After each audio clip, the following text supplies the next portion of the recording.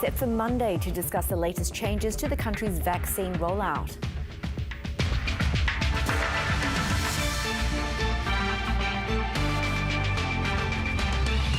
Sydney boosts its coronavirus measures while Victoria steps out of its fourth lockdown. Queensland Police issue an Amber Alert to help find a missing 10-year-old boy.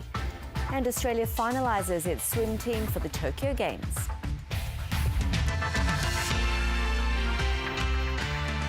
Good evening, I'm Yvonne Yong with ABC News. A special meeting of National Cabinet has been scheduled for Monday to discuss the latest change to Australia's COVID vaccination program. State leaders are again warning the rollout is too slow, with some calling for the Morrison government to be more ambitious. A steady stream of Sydney-siders doing their bit to protect the nation. The quicker people get vaccinated, the quicker they'll open our borders and we might actually be able to be united with our families. Seemingly unperturbed by changing medical advice about AstraZeneca and extremely rare blood clots. Millions of people being vaccinated, and it's only a small minority. Statistically, it doesn't seem to be an issue. However, GPs report some patients have been left concerned and confused. What we're going to see in the next week or so is a lot more uncertainty. What that means is a lot more questions. The locally made AstraZeneca vaccine no longer recommended for Australians aged between 50 and 59. We will see a likely temporary reduction in daily vaccination rates as people make informed decisions. More likely to be vaccinated. A complication the Health Minister insists will eventually benefit the rollout. Up to 1 million people who were AstraZeneca hesitant within that age group, they will have access to Pfizer. Labor revisiting its criticism, the government failed to secure sufficient Pfizer doses last year. It put all its eggs in the AstraZeneca basket, and now those chickens are coming home to roost. We've secured all of the available doses at the earliest possible time. That could have been done, and Pfizer's confirmed that. Premier's not concerned about vaccine brands, but supply and pace. I think we need to be far more ambitious in how quickly we vaccinate our population. This is a race, and as a nation, we're falling behind. That is the reality. As for the 3.5 million Australians who've already had their first AstraZeneca jab, please don't hesitate to get your second dose. Make that booking and get your vaccine. It's really important to get that full protection. You need 2 doses of AstraZeneca. Do not cancel your booking. Please have that conversation with your GP. Scott Morrison will chair a hookup of National Cabinet on Monday from quarantine at the Lodge to discuss the reconfigured vaccine schedule. The ABC understands New South Wales Premier Gladys Berejiklian will use the meeting to demand a significantly faster rollout, arguing the closed international border is giving Australians a false sense of security. Andrew Probyn, ABC News, Canberra. The Victorian government has warned it can't meet demand for the Pfizer vaccine as a result of the federal government's changed advice. As the state steps out of its fourth lockdown, New South Wales authorities have bolstered their response to Sydney's growing coronavirus cluster. One new infection was discovered today, but it's the way the man was infected that's worrying officials. As the clock struck 4, the choice was clear: cover up or cough up. It's a bit of a hindrance, but, you know, you got to do what you got to do. Probably it's necessary, I think. I'm not a fan. Once again, masks are mandatory on public transport in Greater Sydney. As for indoor venues like shops and cinemas, it's not compulsory, but we are strongly recommending that, especially if you can't guarantee social distancing. Just one new infection has been discovered, but it's the way the man in his 50s caught COVID that's worrying officials. He was shopping at Myer in Bondi Junction at the same time as an infectious limo driver, this week's first confirmed case. It appears from CCTV cameras that it could have been a very fleeting contact. The Premier hasn't ruled out tougher restrictions over the coming days. That'll depend on how many new infections are found. But Gladys Berejiklian is urging Sydney-siders to limit their movement this weekend. Ticketed events, she says, are okay. All events have good COVID safety plans. So we don't want anyone to cancel any events. But some organisations have already decided to postpone their events, including the Sydney Gluten-Free Expo. It's a very difficult decision, I must say. There'll be a lot of disappointed people, but we are a health-based charity and we do have to consider the advice and the recommendations by government. More than 1,000 close and casual contacts will spend the weekend in self-isolation. Anyone else who has even mild symptoms should also get tested. A Victorian couple who sparked a COVID scare on the Sunshine Coast has been fined for giving false information to get a border declaration pass. The husband and wife left Melbourne on the 1st of June during the city's lockdown. They drove through regional New South Wales, stopping in Goondiwindi and Toowoomba, and tested positive in Caloundra. Police questioned the two today. They've each been fined $4,000, and a 29-year-old Victorian man is in hospital after he tried to escape hotel quarantine in Cairns this morning. Police say he tried to scale down the outside of the building. A gentleman did try to climb out of the balcony that they were on and then fell and was taken to the Cairns Base Hospital. I understand does have some injuries. He is in a stable condition and police are investigating. An underworld figure has been shot dead in an execution-style murder in the heart of Sydney's CBD. Bilal Hamzi is the second notorious family member to be killed in less than a year.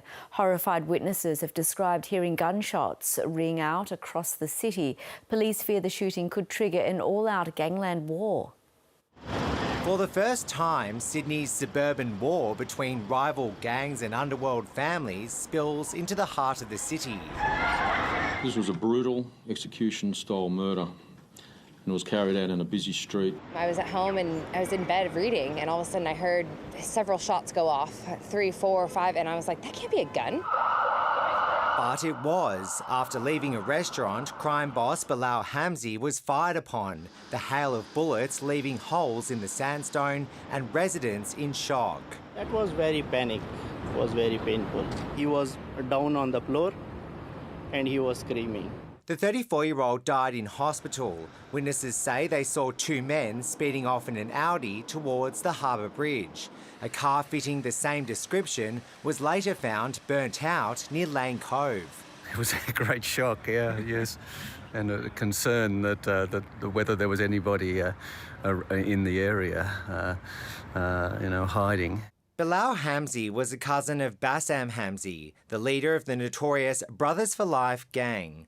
Their other cousin, Majid Hamzi, was killed late last year. 4 months later, Bilal's mother was targeted, but the bullet missed. Instead, it nearly hit a nurse inside a hospital. Police are now guarding the Hamzi's home, and friends and family are mourning the latest death. This cycle has got to stop. It achieves nothing except pain for the community. Police say they'd repeatedly warned Bilal Hamzi that his life was at risk over recent months, but that he ignored their advice. The 34-year-old was not alone when he was killed on this street, and detectives are now investigating whether he was set up. It looks that way. It's someone who knows where he was. As city workers went about their day, police collected bags of evidence, but they haven't found the murder weapon just yet. It's extremely fortunate no members of the public were injured. But there are fears revenge attacks could be imminent. And just updating a developing story tonight, Queensland Police say a 10-year-old boy reported missing in Woodford, north of Brisbane, has been found. They've thanked the public for their assistance. Meanwhile, Victoria Police have found human remains at a landfill site in Melbourne's north that could be missing woman Zhu Zhang. Police started searching for the body of the 33-year-old mother at this alert tip earlier this week. Police say what appear to be human remains were found this afternoon, and a post-mortem exam is being conducted to identify if it is the missing woman. Zhu Zhang, who's also known as Kelly, disappeared in February. A 35-year-old man from Doncaster has been charged with her murder. Indonesia is struggling to curb a new wave of COVID infections that's seen numbers surge with the spread of the highly transmissible Delta variant. The country is nearing 2 million cases, with daily infections more than doubling in the past month. 10-year-old Aisha is still grieving the loss of her mother from COVID-19. The single mum chose to isolate at home after testing positive to care for her daughter, but never got out of bed. I thought she was asleep. It was about an hour and I was thinking Mum never slept that long. So I shook her to wake her up, but she didn't. Her death has left Aisha an orphan, now in the care of a council social worker and his wife. When we took her in, she was so sad. It took time for her to adjust. Aisha's tragedy underlines the worsening crisis in Indonesia, with a new surge in infections since millions defied a ban on travel after Ramadan. It's being made worse by the rapid spread of the highly contagious Delta variant, now the dominant strain in Jakarta and parts of Java. The decrease in cases since February distracted us into thinking the pandemic had passed. More often, we're hearing our friends and family are getting COVID. Hospitals in Jakarta and other areas are again overwhelmed, with many too full to take new patients. Health authorities hope to accelerate the rollout of vaccines with a goal of 1 million shots a day by July, though fears about their health risks and efficacy have caused widespread reluctance in Indonesia.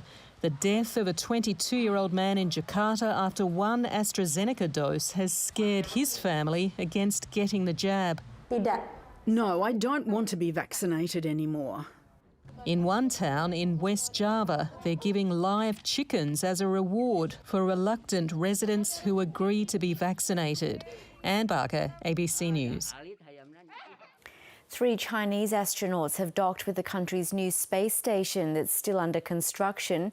The men will spend 3 months in orbit as part of China's first crewed mission in nearly 5 years and its longest to date. The Tiangong, or Heavenly Palace, is the 3rd manned space station following Russia's decommissioned Mir and the International Space Station.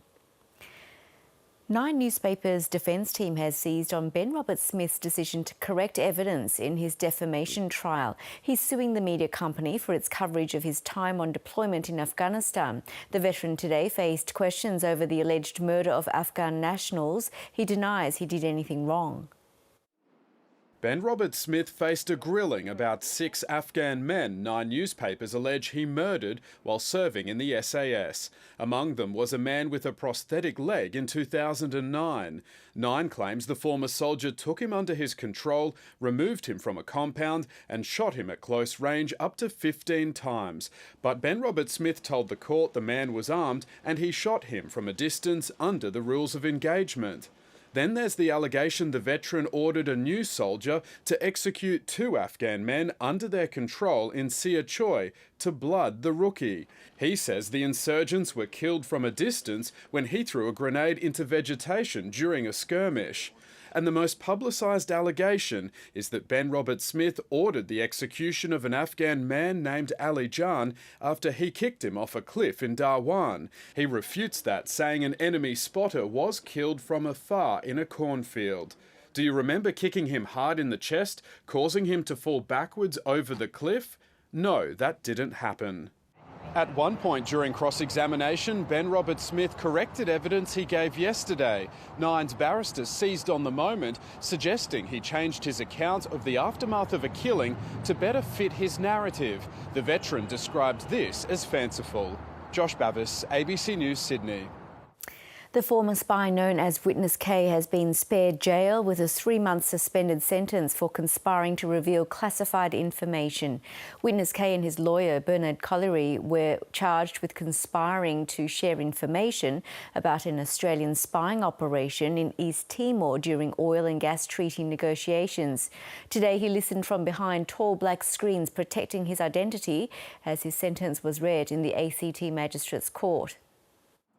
It was an extraordinary hearing conducted in a courtroom with cameras covered and glass doors blacked out. The court found Witness K and Bernard Colliery had conspired to reveal the information about an alleged spying operation in East Timor by May 2013. Prosecutors told the court there were several deliberate acts providing evidence of a conspiracy, including media interviews given by Mr. Colliery. Calls by Witness K's lawyer for a non-conviction order were dismissed by the prosecution. This offence was not committed instantaneously over a momentary lapse. This was a considered course of action. Bernard Collaery is fighting the charges, but is yet to be tried in the ACT Supreme Court.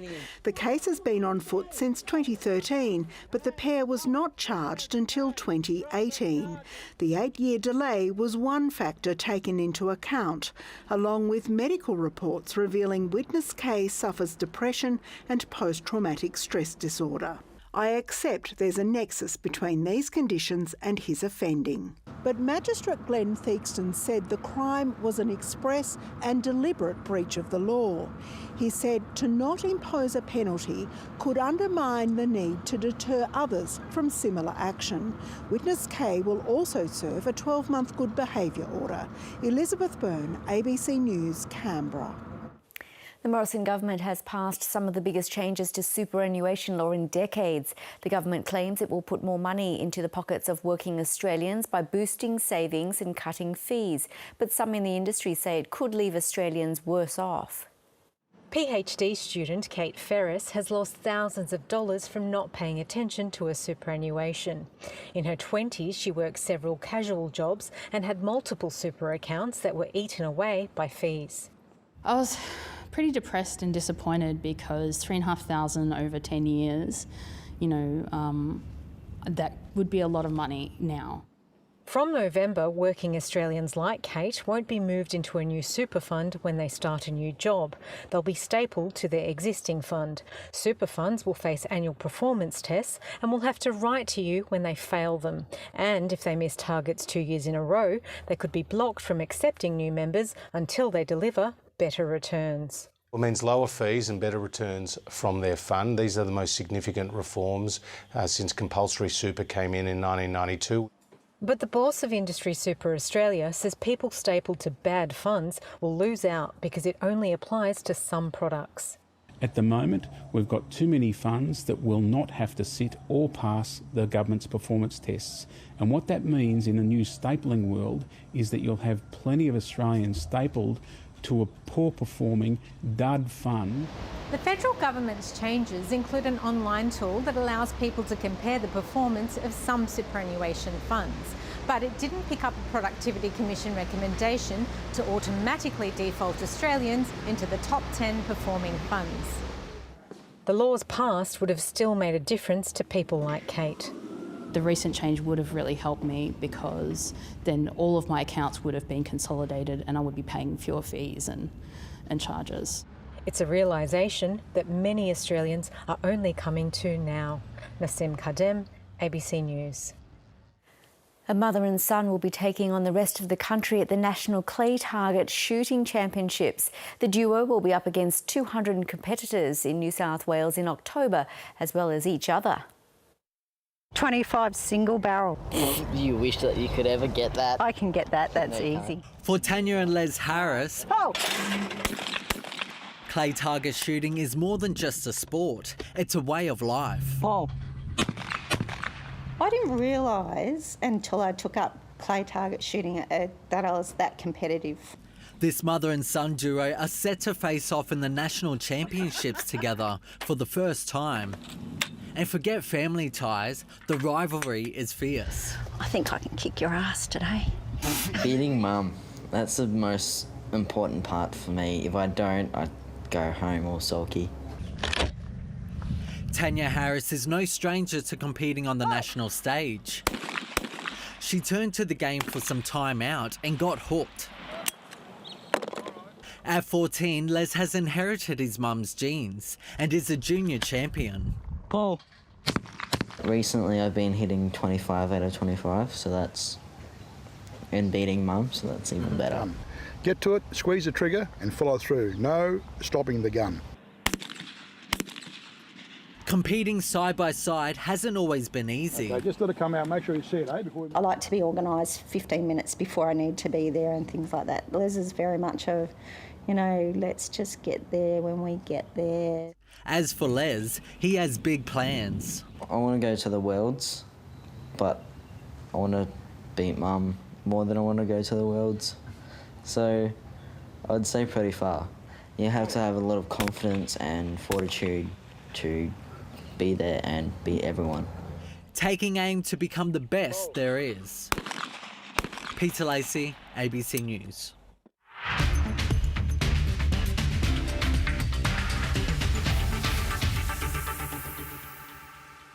More records have been broken and personal challenges overcome as the best of Australia's swimmers battled to make the Tokyo Olympics team. Swimming Australia is confident the 35 who've been chosen will feature prominently in the medals at the Games next month. After an unprecedented 5 years chasing the dream, 18 women and 17 men got to don the Australian colours in Adelaide last night. It finally feels real. We've got our boarding passes. I have a great team standing behind me and we are so ready to go out there and represent Australia. It actually doesn't. I mean, I know Kate said it felt real getting the ticket, but it's still pretty surreal for me, actually. There are plenty of stories within the team. Emma Mckay winning the 50-metre freestyle on the final night of the trials, meaning she's in line to take on 8 events in Tokyo. We're used to backing up session after session, which prepares us for a big meet. Mckay and Ariane Titmus are among the stars on the team, as are Kate Campbell and Emily Seebohm, who matched Liesl Jones as the only swimmers to make 4 Olympics. But I wanted to give this one last crack because I always had the dream of going to 4 and, you know, I'm so glad that I stuck around with it. Joy of a different kind for Matt Wilson, swimming for one of his biggest fans, grandmother Pam, who died just before the trials. The last couple of weeks have been really tough and I'm glad I could make the team for her. I'm sure she'd be proud of me.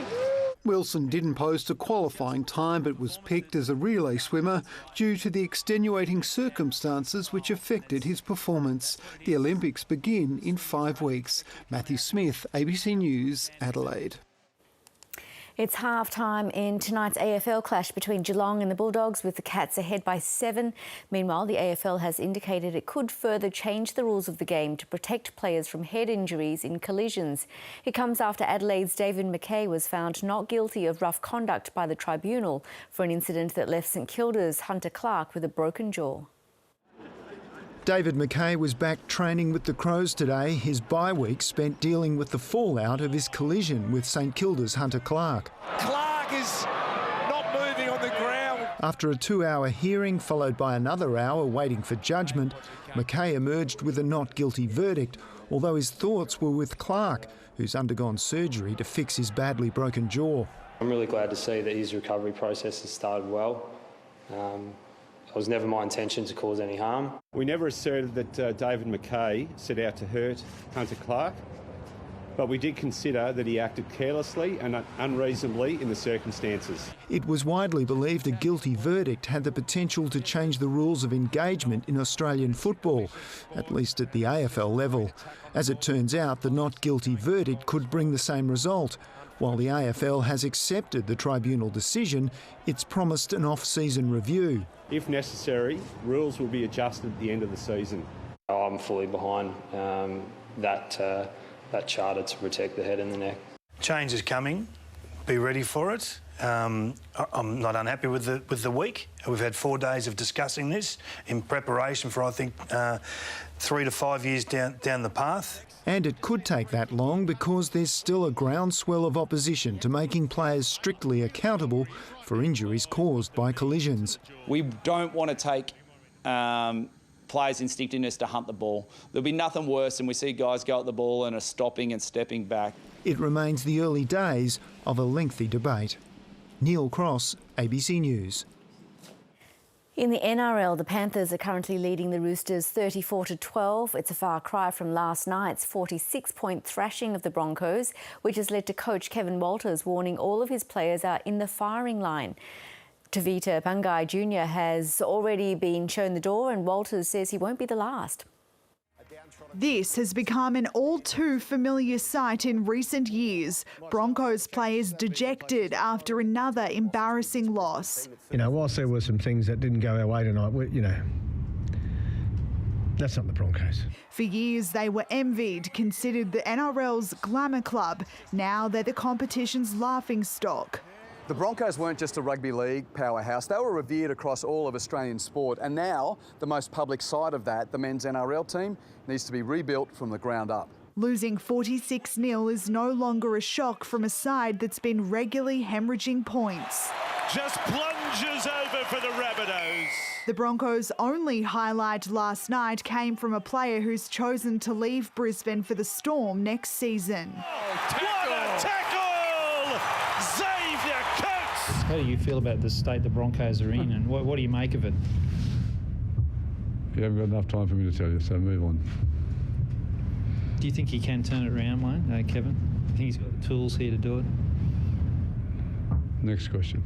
We need to restructure our whole football club. It's started. Tavita Pangai Jr. has been shown the door. Yeah, they got me in on my day off and told me that I'm free to look elsewhere. So last night's match is likely to be the forward's last as a Bronco after earning a 4-match ban for a crusher tackle. I thought I was on contract, but contracts don't mean much these days. So I just got a copper on the chin. Pangai was the first and won't be the last, with the Broncos' salary cap also a mess. We're all under the microscope, not just players, coaches, performance staff, everyone's in the firing line, because clearly we're not in a good place at the moment and things need to change. For Brisbane's sake, the sooner the better. Jessica Stewart, ABC News, Brisbane.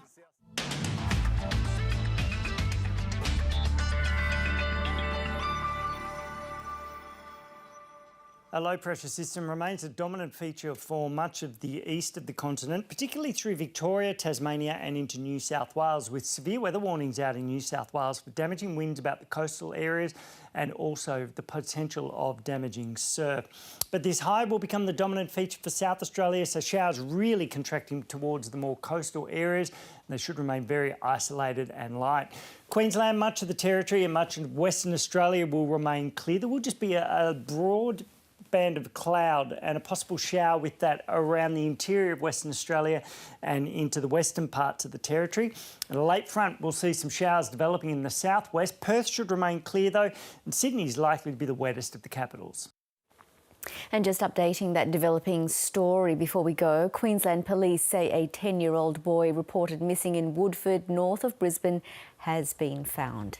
Well, that is the latest from ABC News. Close of business is up next, and I'll be back straight after that with The World. I'm Yvonne Yong. I'll see you then.